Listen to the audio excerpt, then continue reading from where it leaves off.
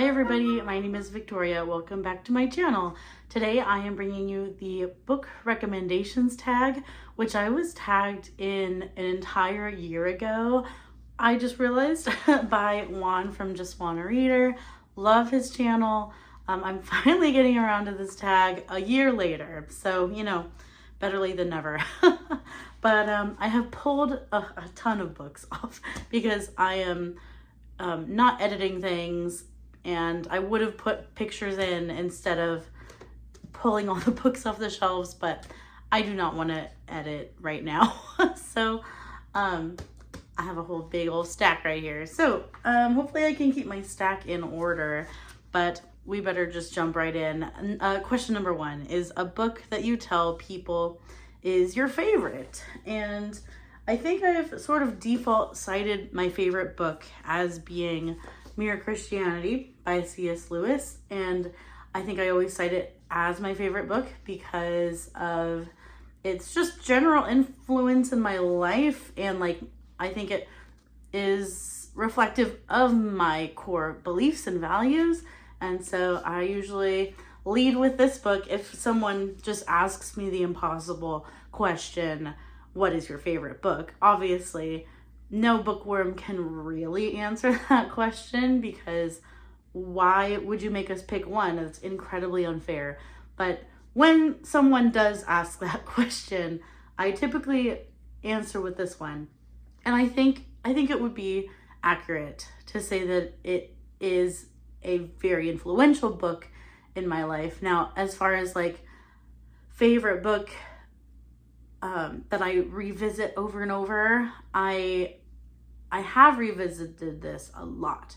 I've reread this maybe upwards of 4 times. So this is one that I've reread a ton.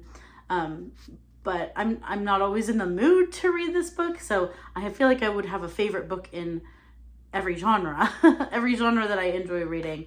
But this is kind of my blanket answer. And yeah, it is fantastic. And C.S. Lewis is one of my favorite authors of all time, fiction or nonfiction.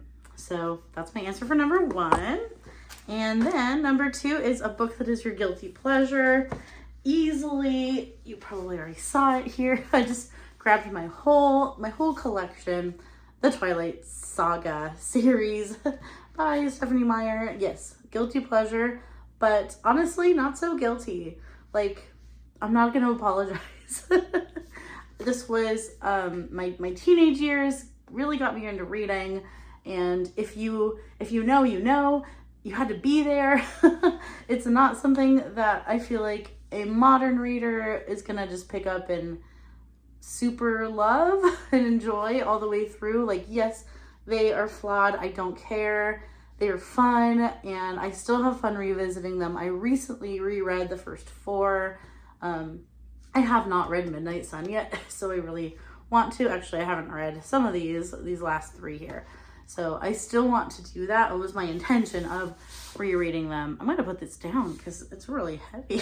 It's hard to hold that up for a while. So yeah, the Twilight series, which guilty, but not guilty. Love them. Don't care what anyone else thinks. I will tell people here and there, near and far, that I love them. All right, number 3 is a book everyone loved that you didn't. And for this, I pulled Babble by R.F. Kuang. And this is the only R.F. Kuang book that I've read so far. And this was like definitely one of those TikTok darlings, Goodreads Choice Awards books, like best fantasy of the year or something like that. I maybe don't completely believe me on that. I'm not sure if that's 100% true, but it was like a social media attention book. And I did read it, and it took me forever to read, and it was not worth it. The payoff is not there in this book.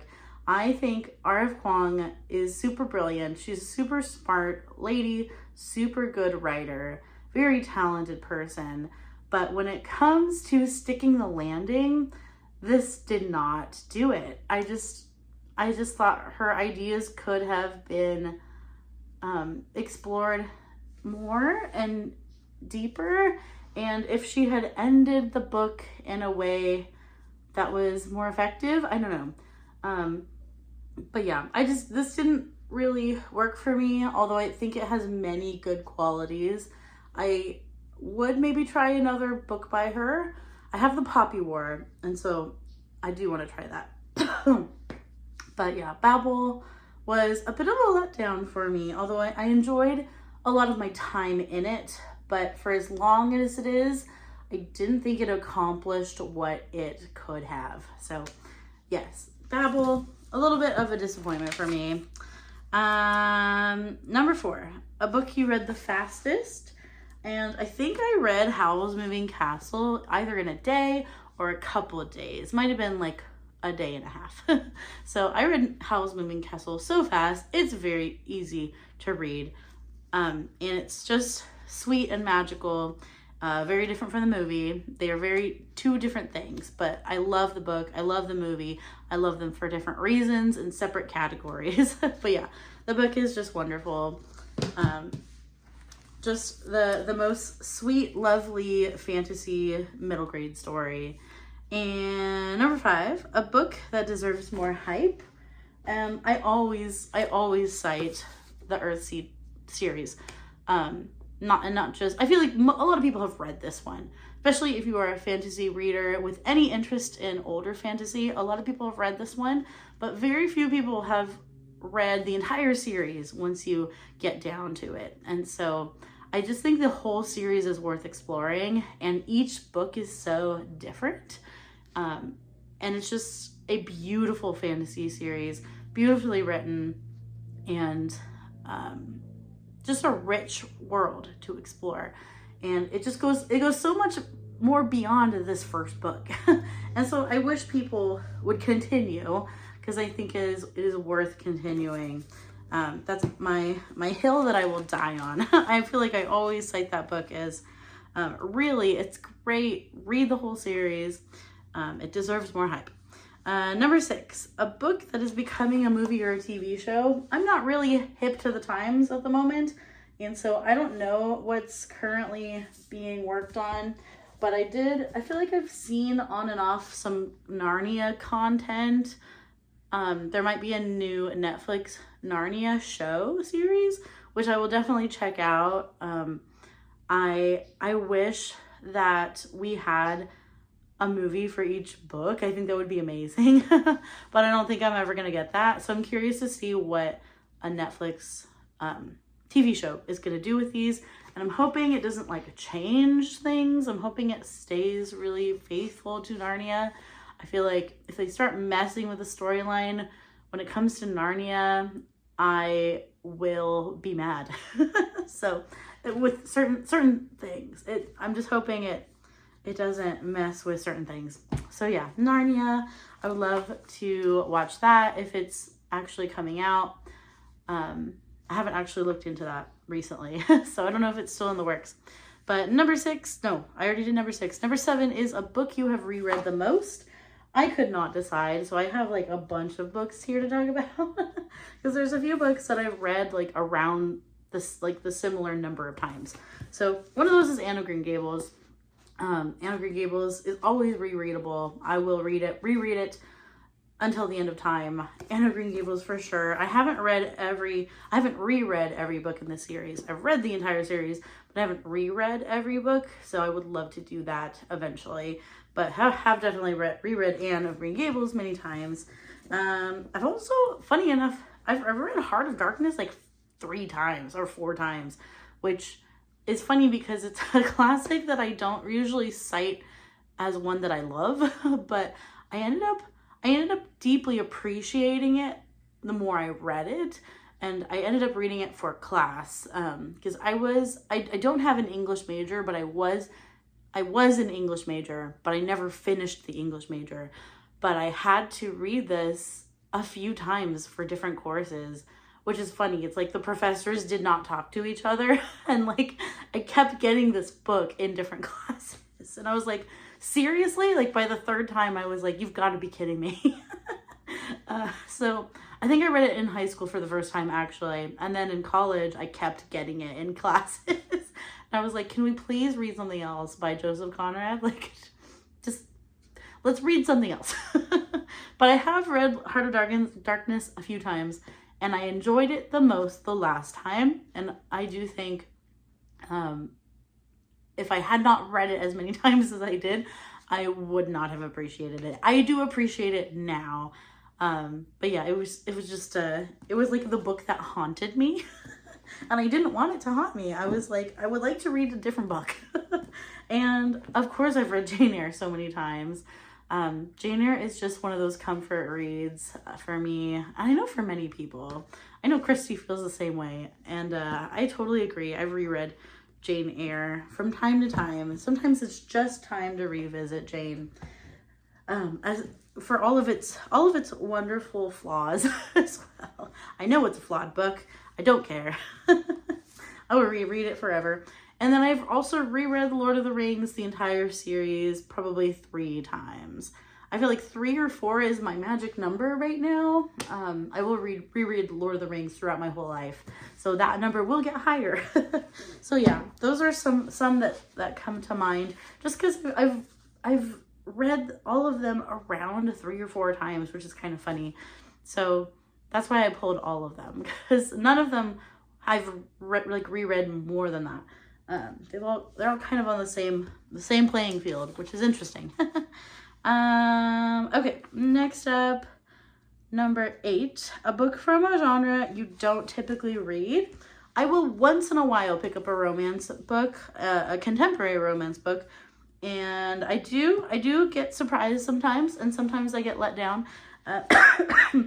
Excuse me. Take a sip. Still got the tiniest bit of cough. Beach Read was a huge surprise, and a very pleasant surprise, by Emily Henry. Just Emily Henry's books in general, I think, are a cut above the rest from a lot of the contemporary romance that's being written right now. I just think Emily Henry's really got a good formula. I think she's got a knack for character development, which is what makes romance great, I think. There's got to be good character development. I think she does it really well, and there's always a little bit more depth other than fluffy contemporary romance. There's always like a little bit more depth with the characters, that they're working through something personal as well, or going through a loss or grief or just something that is in addition to the romance developing. And I think that's what I like about her, is that her characters they're not just there to be in love with each other. She explores other things through her characters. So that was a really lovely surprise when I picked up Beach Read. Definitely is probably my favorite Emily Henry that I've read so far. I've only read 2, but I have Book Lovers back here, which I need to try. But yeah, I think I've just read this one, and then People We Met on Vacation. I prefer this one. But I gotta read Book Lovers next.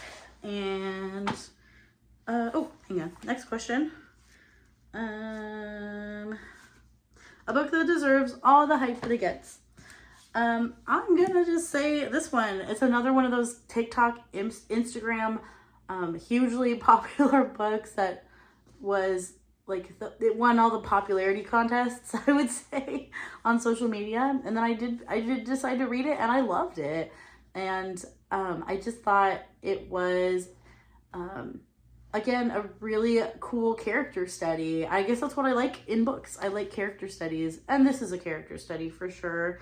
And I liked the video game aspect to it. It was fun to read about. The author definitely did her research there, and it seemed like she also had a love for video games, and that really comes through in this book. So really, really enjoyed this one. And then just that it explores what it is to be a creator as well, which I'm kind of a sucker for in books. Anytime a book explores that, and like explores the artistic process and what it is to like sacrifice things for your art, I'm a sucker for that theme, and this kind of has that. So loved Tomorrow and Tomorrow and Tomorrow by Gabrielle Zevin. Definitely feel like I went with the crowd on that one, but that's okay. I think it deserves it. And then number 10, a book you usually recommend when asked to give a book recommendation. I don't feel like I get asked that very much, but if I do get into a conversation about books with someone, they're often a music person because I work in music. I work in music areas, music fields in life. And so I think I want to try to recommend this one a little bit more because I think any musician who's looking for fiction, this is a really fun one to start with. This is The Kingdom of Back by Marie Lu. This follows Mozart's sister, and it also has a twist of magical realism.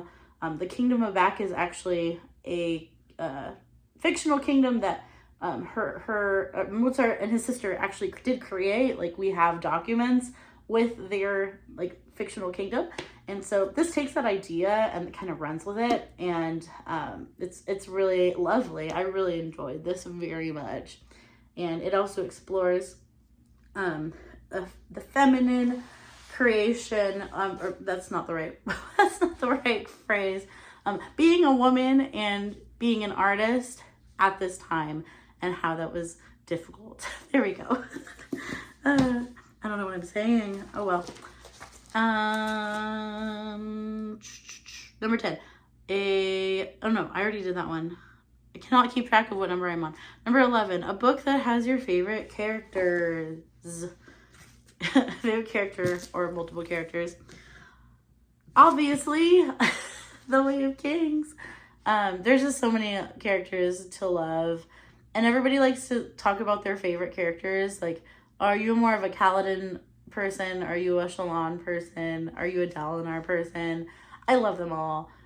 And they're all different. They're all different and they're all worth following. And I just think that Brandon Sanderson is so great with characters. As many people do. I feel like many people would agree with that statement. He's great at writing memorable characters and making you care about them. Number 12 is a book you wish you could live in. Not the Stormlight Archives. That would be a hard world to live in. But I think I'm going to go with Redwall because they are always eating delicious food. And although they do have battles and strife, they get really good food. And they also, you can be pretty sure that the good guys will win in the end with the series. So let's live in that world. I'm sorry if you can hear my laundry machine is making weird noises. I don't know if you heard that. Okay, number 13, a book you thought you would hate but ended up loving. This was my first introduction to Haruki Murakami, and I was certainly not sure about it at first, but by the end I just really appreciated him as an author. And I know that he is not for everyone. And I feel like whenever I see people talk about him on BookTube, there's usually a pretty strong divide of like, you either mesh with it or you really do not like it and are maybe disgusted by it.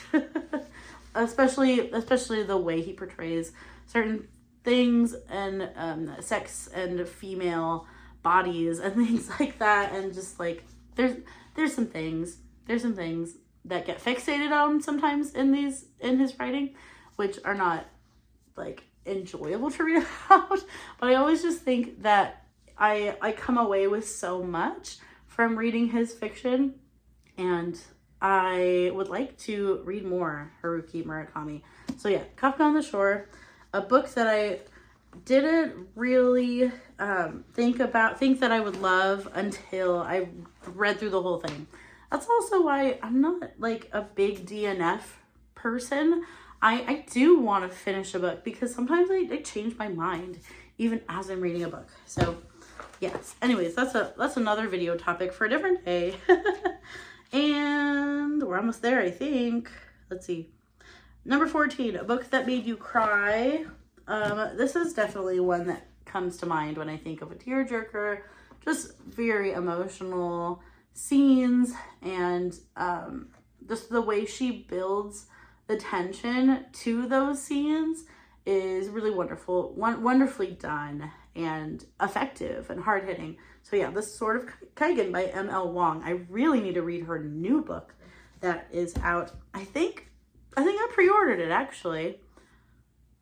Where is it? Is it not out yet? Probably, if I haven't gotten it. Pretty sure I pre-ordered it. Anyways, I'll look into that later. Number 15, and the last question is, a book you wish you could read for the first time. And since I already held up The Way of Kings, I'm going to hold up The Words of Radiance, because this was just one of the most fun reading experiences going through the first time. And I am rereading these books right now. I've been rereading them at a snail's pace. I'm still in Way of Kings, but like I'm enjoying rereading them very much. But I'm very reminiscent of the first time that I read them, which was also through a read-along at Storm Along in 2020.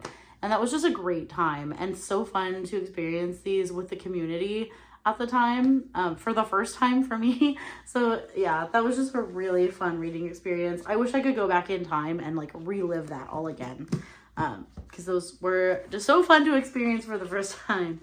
And I believe we've hit all the questions. So, finally did this tag. Let me know if you have done this tag, or if you would like to do this tag. Consider yourself tagged. I'm very happy that you were with me today. Thank you for watching. Thank you for being here. And leave a like if you liked this video, and subscribe if you're new here and you would like to see more content from me. All right, thank you so much, guys. Have a great rest of your day. Keep reading great books, and until next time, bye-bye.